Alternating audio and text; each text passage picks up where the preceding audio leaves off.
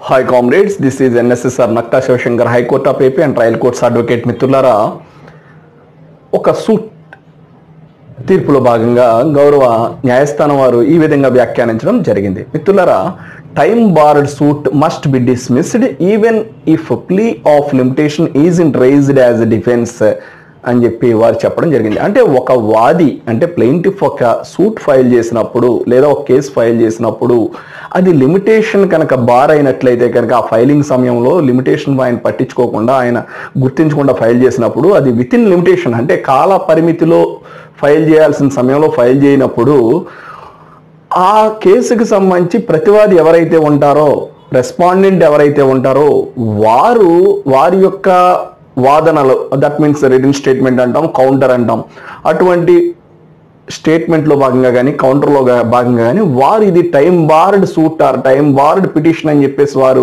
వాదన తీసుకోకపోయినప్పటికీ కూడా ఆ యొక్క సూట్ని డిస్మిస్ చేయాలి అని చెప్పి గౌరవ న్యాయస్థానం వారి తీర్పులో భాగంగా వెలువరించడం జరిగింది. చాలా ముఖ్యమైన పాయింట్ మిత్రులారా.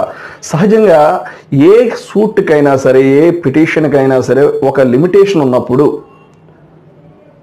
ఆ కాల వ్యవధి పరిమితిలో మాత్రమే ఆ సూట్ను ఫైల్ చేయాల్సి ఉంటుంది. ఇప్పుడు ఫర్ ఎగ్జాంపుల్ ఒక ప్రామిసరీ నోట్ సూట్ తీసుకున్నట్లయితే కనుక, మనీ సూట్ తీసుకున్నట్లయితే కనుక విత్ ఇన్ లిమిటేషన్ వేయాల్సి ఉంటుంది, basing and date of the promissory note, execution date of the promissory note.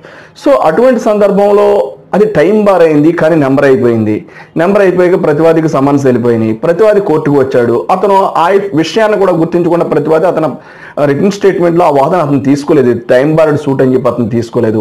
ప్రతివాది ఆ టైం బార్డ్ సూట్ అని వాదన తీసుకోకపోయినప్పటికీ కూడా మీరు ఈ సూట్ని డిస్మిస్ చేయాల్సి ఉంటుంది, టైం బార్డ్ సూట్ కాబట్టి అని చెప్పేసి గౌరవ న్యాయస్థానం వారి తీర్పులో భాగంగా వెలువరించడం జరిగింది.